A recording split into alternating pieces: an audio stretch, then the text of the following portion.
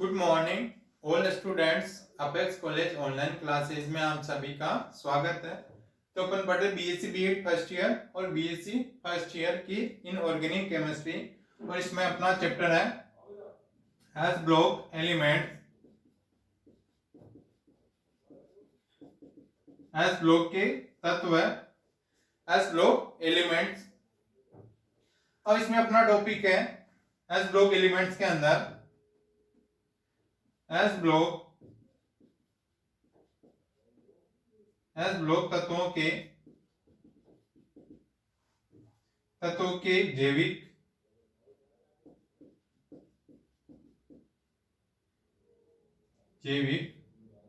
तंत्र में कार्य है।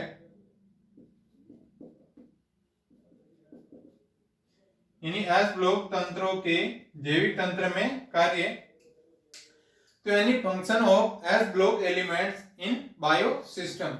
तो बायो सिस्टम में जो एस ब्लॉक एलिमेंट्स हैं उनके क्या क्या वर्क होते हैं, क्या क्या इनके फंक्शन होते हैं, क्या क्या कार्य करते हैं।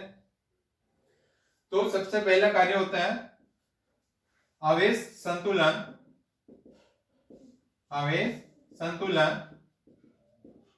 ये क्या करते हैं, चार्ज को बैलेंस करते हैं, चार्ज बैलेंस। जिसे अपने शरीर में क्या होते हैं, बहुत सारे ऋणावेशित ऑर्गेनिक कंपाउंड होते हैं। जैसे शरीर में कई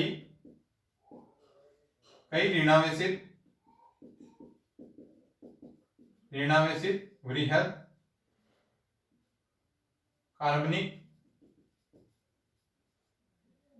कार्बनिक अणु, या इसको बोलेंगे ऑर्गेनिक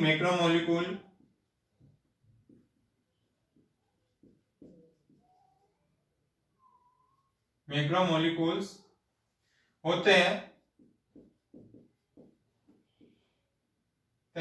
इन तत्वों के धन आयन इन ऋणावेशित कणों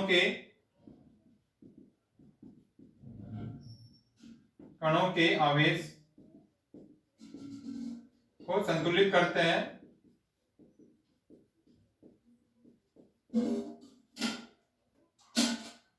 यानी क्या हो जाएंगे, ये आवेश संतुलन या चार्ज को बैलेंस करते हैं। जैसे अपने शरीर में कई ऋणावेशित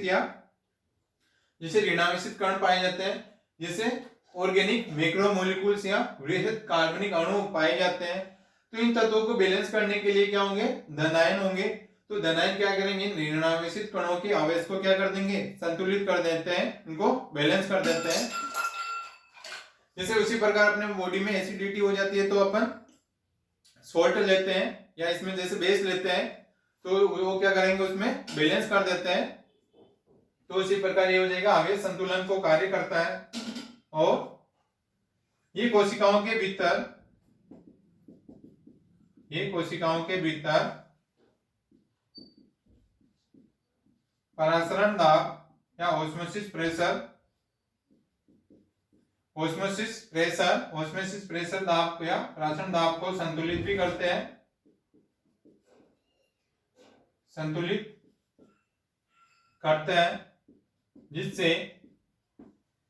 जिससे क्या हो जाएगा, जिससे कोशिकाएं ज्यादा फूलकर फट न जाए या सिकुड़ भी न जाए। इन्हीं क्या करते हैं, ऑस्मोसिस प्रेशर को, दाब को बैलेंस बनाए रखते हैं, उनको संतुलित करते हैं। तो अपने सेल्स में क्या हो जाएंगे, जैसे बहुत सारी कोशिकाएं क्या हो जाती है, फूल जाती हैं और फूलकर वो फटकर नष्ट हो जाती हैं। उसी प्रकार वो सिकुड़ भी जाते हैं, बहुत सारी क्या हो जाते हैं, संकुचित हो जाती है, सिकुड़ जाती हैं। तो वो सिकुड़े भी नहीं और ज्यादा फूले भी नहीं। उस प्रकार से उस बैलेंस को बनाए रखने के लिए क्या करेंगे, परासरण दाब होता है जो कोशिका भित्ति के ऊपर लगेगा, इसको बोलेंगे परासरण दाब।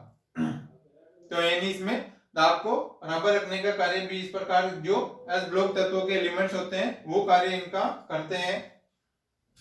तो जैसे सोडियम और पोटेशियम के आयन होते हैं वो इसी प्रकार बैलेंस करता है, और कैल्शियम और मैग्नीशियम के अणु भी होते हैं जो क्या करते हैं, इन दाब को परिवहन का कार्य भी करते हैं।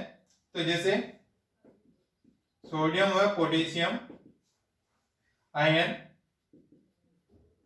परिवहन को तो क्या बोलेंगे, सोडियम पंप भी बोलते हैं, सोडियम पंप भी कहते हैं। यानी क्या होगा, जैसे सोडियम व पोटेशियम कि आयन क्या क्या होंगे, परिवहन को सोडियम पंप भी कहते हैं। जैसे सोडियम क्या होते हैं अपने बॉडी के अंदर होंगे या पोटेशियम कोशिकाओं के बाहर होता है, यानी इनकी सांद्रता क्या हो जाएगी, कोशिका के अंदर कोशिका के बाहर डिफरेंट डिफरेंट होंगी। जैसे कोशिका के अंदर होता है पोटेशियम या जैसे बाहर होता है तो बाहर इसकी सांद्रता क्या हो जाएगी, कम हो जाएगी, सोडियम है अंदर इसकी ज्यादा है तो बाहर कम हो जाएगी। इस प्रकार इनकी सांद्रता को या कंसंट्रेशन को बराबर बनाए रखने के लिए क्या करेंगे, ये सोडियम पंप भी कहते हैं, क्योंकि ये आयन जो परिवहन का कार्य करता है, यानी उसको इसकी कंसंट्रेशन को बराबर बनाए रखता है, तो इसको बोलेंगे सोडियम पंप भी इसको बोलते हैं। जिसमें क्या हो जाएगा, जिसमें सोडियम प्लस आयन तेजी से जैविक कोशिका से बाहर निकलते हैं,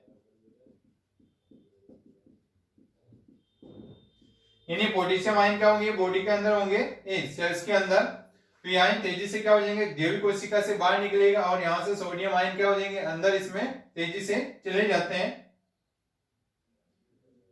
जबकि पोटेशियम आयन तेजी से कोशिका के भीतर प्रवेश करता है। इस प्रकार ये क्या करेंगे, परिवहन का कार्य करेंगे। जैसे सोडियम आयन क्या करेंगे, तेजी से जैविक कोशिका से बाहर निकलते हैं, और जबकि पोटेशियम आयन क्या करेंगे, तेजी से कोशिका के भीतर प्रवेश करते हैं। इस प्रकार इनका परिवहन होता रहता है, उनकी जो सांद्रता होती है वो बराबर बनाए रखती है। इस प्रकार जैसे अपने उपापचय क्रियाएं होगी, एटीपी ऊर्जा बनती है, उस प्रकार वो सारी चीजें इससे बनती है और उनको ये बैलेंस बराबर बनाए रखते हैं। फिर सोडियम आयन भी ये इस प्रकार इसमें परिवहन का कार्य करते हैं। तो उसी प्रकार जैसे सोडियम और पोटेशियम की तरह इसमें भी होंगे, जैसे मैग्नीशियम और कैल्शियम, ये भी क्या करता है शरीर में, इतना ही इनका महत्व होगा जितना सोडियम और पोटेशियम का। तो ये भी क्या करते हैं, इनमें परिवहन का कार्य करते हैं। तो इसको बोलेंगे कैल्शियम पंप। क्या बोलेंगे, कैल्शियम पंप। जैसे उसको सोडियम पंप बोलते हैं, उसी प्रकार इसको बोलेंगे कैल्शियम या मैग्नीशियम पंप या कैल्शियम पंप बोलते हैं। तो ये भी परिवहन का कार्य करता है। जैसे तो इसमें होगा ऊर्जा उत्सर्जन हेतु एटीपी की अभिक्रियाओं में एंजाइम उत्प्रेरक का कार्य करते हैं।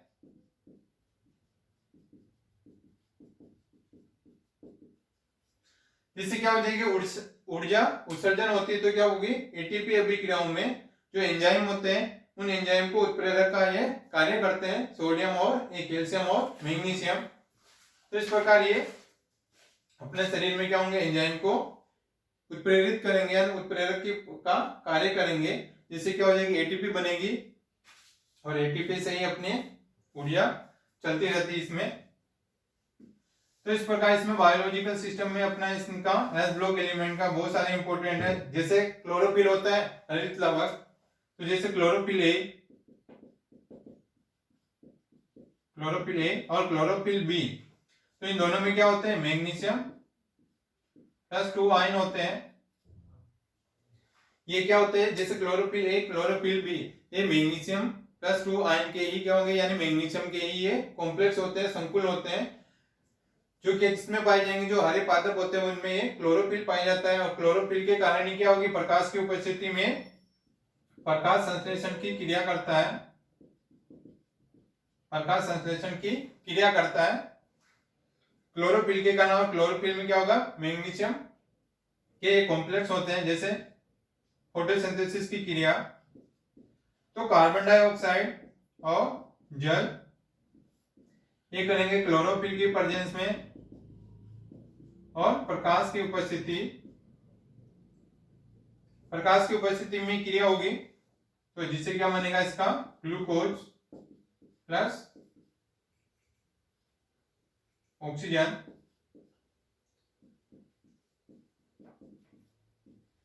इस प्रकार ये प्रकाश संश्लेषण की क्रिया होती है। प्रकाश संश्लेषण की क्रिया क्या होती है? फोटोसिंथेसिस की क्रिया, जिसमें कार्बन डाइऑक्साइड और वाटर का मॉलिक्यूल जो क्लोरोफिल की उपस्थिति में और प्रकाश की उपस्थिति में फोटोसिंथेसिस की क्रिया होती है, जिसमें क्या बनेगा?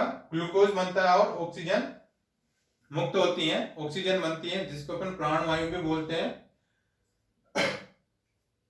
तो इस प्रकार ये क्या होंगे? क्लोरोफिल, जिसमें क्या पाया जाएगा? मैग्नीशियम। उसी प्रकार जैसे वो उसमें तो नहीं आएगा, उसमें आयरन हो जाएगा। ये हो जाएगा इसके जैविक तंत्र में कार्य। अब नेक्स्ट टॉपिक आता है इनका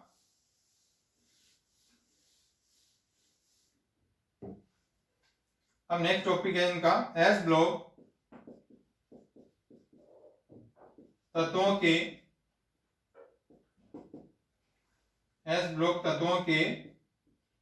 एल्किल एम एरिल। एस ब्लॉक तत्वों के एल्किल एम एरिल। तो एल्किल का मतलब क्या हो जाएगा? एल्किल समूह होगा, और एरिल का मतलब क्या हो जाएगा? जिसमें एरोमेटिक रिंग होगी बेंजीन जैसे। तो यानी हाइड्रोकार्बन जिसमें क्या हो जाएंगे? एस ब्लॉक तत्वों में जैसे ऑर्गेनोमेटेलिक कंपाउंड होते हैं, यानी जिसमें क्या होगा? मेटल भी प्रेजेंट रहती है। तो एस ब्लॉक एलिमेंट के ऑर्गेनोमेटेलिक कंपाउंड जैसे कार्बोलिथियम यौगिक,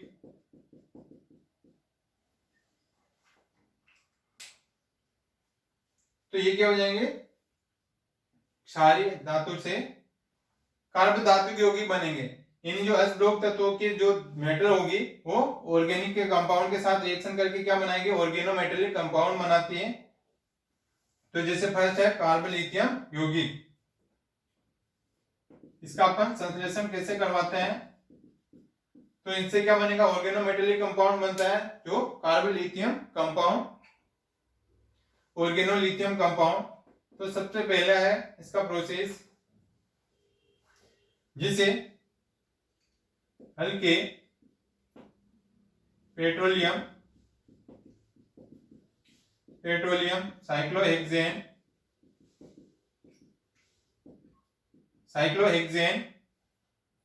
टोलुइन ईथर जैसे विलायकों में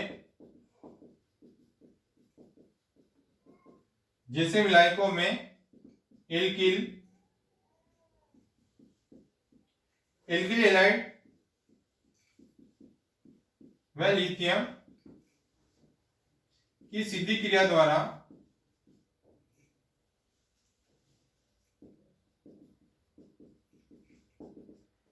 तो अपन ये जो ऑर्गेनो लिथियम कंपाउंड बनाएंगे, तो वो कैसे बनाएंगे? फर्स्ट मेथड आता है जैसे हल्के पेट्रोलियम, साइक्लोहेक्सेन, टोलुइन और ईथर जैसे सॉल्वेंट में अपन इनकी रिएक्शन करवाएंगे। किसकी रिएक्शन करवाएंगे? एल्किल हैलाइड और लिथियम की डायरेक्ट रिएक्शन करवाएंगे इन सॉल्वेंट की प्रेजेंस में। या तो अपन पेट्रोलियम लेंगे, हल्का पेट्रोलियम, साइक्लोहेक्सेन, टोलुइन और ईथर, इन सॉल्वेंट के अंदर अपन इनकी रिएक्शन करवाएंगे। तो ये हो जाएगा एल्किल हैलाइड। इस एल्किल हैलाइड की रिएक्शन अपन सीधा लिथियम के साथ करवाएंगे, डायरेक्ट रिएक्शन करवाएंगे, तो ये बन जाएगा प्लस। तो ये क्या हो जाएगा? एक LiCl इसमें से बाहर निकल जाएगा, लिथियम क्लोराइड, एक R, और इसके साथ में लिथियम जुड़ जाएगा। तो ये क्या बन गया?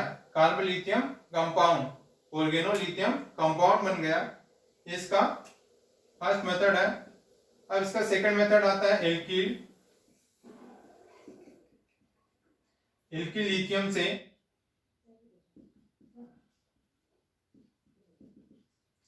तो NC4S9Li, ये हो जाएगा N ब्यूटिल लिथियम। यानी इस N ब्यूटिल लिथियम की रिएक्शन अपन करवाएंगे बेंजीन के साथ, तो ये बनेगा NC4S10 प्लस C6H5Li। ये बन जाएगा फेनिल लिथियम।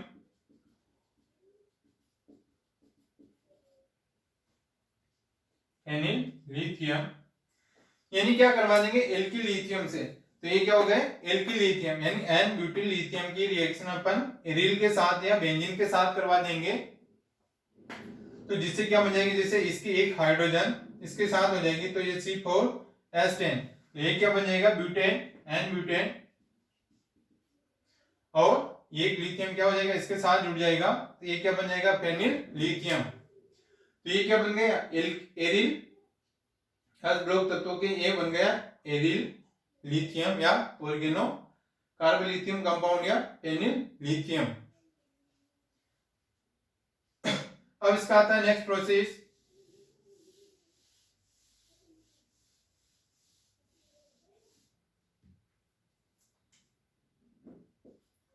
एरिल लिथियम से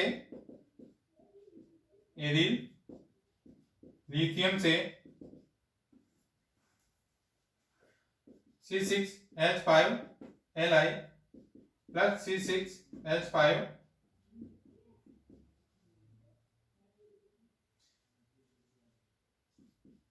यानी ये हो जाएगा एरिल लिथियम। इस एरिल लिथियम की रिएक्शन अपन इसके साथ करवाएंगे बेंजीन एसिटिलीन के साथ,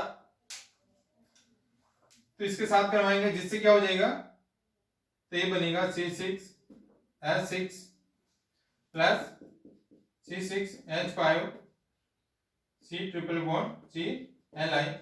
तो ये इसमें ये अलग कंपाउंड इसमें बन गया। यानी इस एरिल लिथियम की रिएक्शन अपन इसके साथ करवाएंगे जिससे क्या बन जाएगा, यानी ये इसकी हाइड्रोजन C6H6 हो जाएगा, बेंजीन निकल जाएगा और लिथियम इसके साथ जुड़ जाएगा तो ये अलग से कंपाउंड बन जाएगा। तो ये क्या हो जाएंगे एस ब्लॉक का तत्व है जो लिथियम है, तो इस लिथियम का ऑर्गेनोमेटेलिक कंपाउंड बन गया ये। अब नेक्स्ट है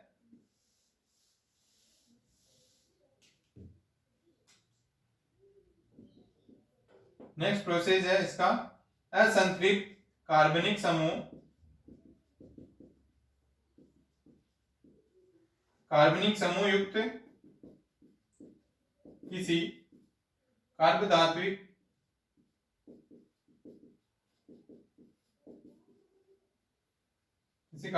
यौगिक के साथ अभिक्रिया, यानी असंतृप्त अनसैचुरेटेड ऑर्गेनिक ग्रुप, तो असंतृप्त कार्बनिक समूह युक्त किसी कार्बधात्विक यौगिक के साथ में इसकी अभिक्रिया करवाएंगे। जैसे C6H5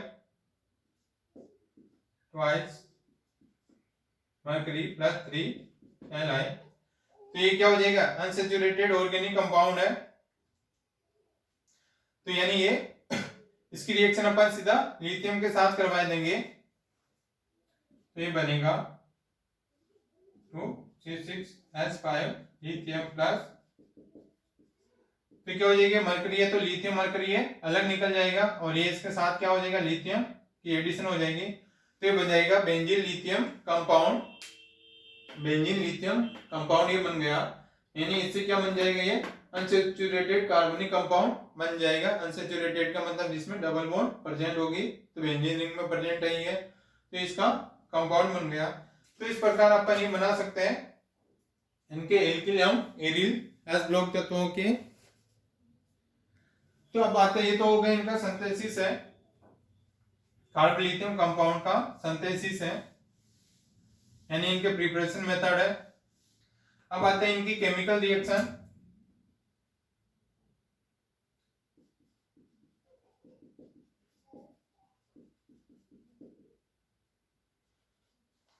chemical reaction carbolithium compound की केमिकल रिएक्शन, जैसे ये क्या करेंगे ये हेलोजनों द्वारा क्या हो जाएंगे अपचयित हो जाएंगे, अपचयित होकर हेलाइड बनाते हैं।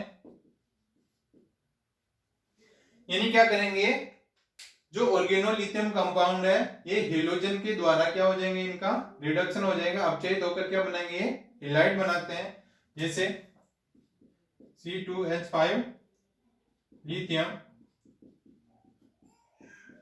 ये क्या हो जाएगा कार्बन लिथियम कंपाउंड। इस कार्बन लिथियम कंपाउंड की रिएक्शन अपन इस हेलोजन के साथ करेंगे तो जिससे क्या बन जाएगा इसमें LiBr तो क्या हो जाएगा बाहर निकल जाएगा और ये बनेगा C2H5Br प्लस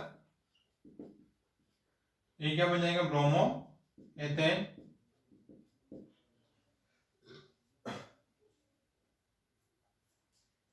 तो यानी ये क्या हो जाएगा एथिल लिथियम। एथिल लिथियम की रिएक्शन अपन इस हेलोजन के साथ करवाएंगे तो ये इसका अपचयन हो जाएगा और इसमें LiBr क्या हो जाएगा बाहर निकल जाएगा और इसमें क्या बनेगा हेलाइट बन गए। तो ये क्या हो गया हेलाइट, तो ये क्या हो गया ब्रोमो एथेन। यानी इस ऑर्गेनोलिथियम की कंपाउंड हेलोजन के साथ करवाएंगे तो क्या बन जाएगा हेलो एल्किल बन जाएगा। और नेक्स्ट है इसकी रिएक्शन एसिड के साथ करवाते हैं विथ एसिड, एसिड के साथ रिएक्शन करवाते हैं इसकी। तो जैसे C4H9 ब्यूटिल लिथियम, यानी क्या हो जाएगा ब्यूटिल लिथियम। इसकी रिएक्शन अपन हाइड्रोजन क्लोराइड के साथ करवाता है हाइड्रोक्लोरिक एसिड के साथ। तो यानी एक हाइड्रोजन क्या हो जाएगा इसके साथ जुड़ जाएगा लिथियम क्लोराइड इसमें से बाहर निकल जाएगा तो बनाएगा C4H10 प्लस, ये क्या हो जाएगा ब्यूटेन। तो ये क्या है ब्यूटिल लिथियम है। ब्यूटिल लिथियम की रिएक्शन अपन हाइड्रोक्लोरिक एसिड के साथ करवाते हैं तो जिससे क्या हो जाएगी हाइड्रोजन इसके साथ जुड़ जाएगी तो C4H10 तो ये क्या बनेगा एन ब्यूटेन और ये लिथियम क्लोराइड इसमें से बाहर निकल जाता है लिथियम क्लोराइड। अब नेक्स्ट रिएक्शन आती है इसकी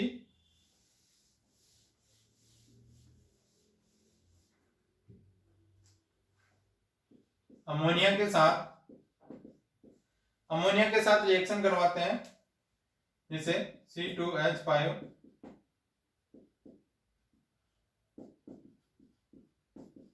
यानी ये क्या है लिथियम मेथिल है एथिल है एथिल लिथियम या। तो इसकी रिएक्शन ये ऑर्गेनोमेटेलिक कंपाउंड की रिएक्शन अपन अमोनिया के साथ करवाएंगे तो ये बन जाएगा C2H6 प्लस LiNH2 यानी इसकी एक हाइड्रोजन इसके साथ जुड़ जाएगी तो ये क्या बन जाएगा एथेन और ये लिथियम एमीन इसमें से बाहर निकल जाता है। यदि इसकी रिएक्शन अपन CO2 के साथ करवाते हैं ये हो जाएगा ऑर्गेनो लिथियम कंपाउंड। इसकी रिएक्शन अपन CO2 के साथ करवाएंगे ये हो जाएगी CO2 तो ये बनेगा RO। ये बनता है इसमें क्या हो जाएगा ये तो ये नेगेटिव या पॉजिटिव तो ये क्या हो जाएगी लिथियम ऑक्सीजन के साथ जुड़ जाएगी कार्बन इसके साथ जुड़ जाएगा तो इस प्रकार से और ये लिथियम क्या हो जाएगा इस ऑक्सीजन के साथ ये जुड़ जाएगा इस टाइप से। यदि इसका अपन जल अपघटन करवा देते हैं इसका जल अपघटन करवाएंगे तो क्या बन जाएगा ROH एसिड प्लस LiOH इसमें से बाहर निकल जाएगा। इन इसका जल अपघटन करवाएंगे तो ये क्या हो जाएगा HOH और यहां से बॉन्ड ब्रेक हो जाएगा तो ये क्या बन जाएगा एसिड और ये लिथियम हाइड्रोक्साइड इसमें से बाहर निकल जाता है। यानी इस कार्बन लिथियम कंपाउंड की रिएक्शन अपन कार्बन डाइऑक्साइड के साथ करवाते हैं तो ये बनेगा इसका अपन जल अपघटन करवा देते हैं जिससे क्या हो जाएगा बॉन्ड ब्रेक हो जाएगा और ये बन जाएगा एसिड कार्बोक्सिलिक एसिड और लिथियम हाइड्रोक्साइड इसमें से बाहर निकल जाता है। ये इसकी हो गई केमिकल रिएक्शन और इनके जो उपयोग है और जो अदर ऑर्गेनोमेटेलिक कंपाउंड होते हैं वो अपन नेक्स्ट क्लास में इसका डिस्कस करेंगे। ओके।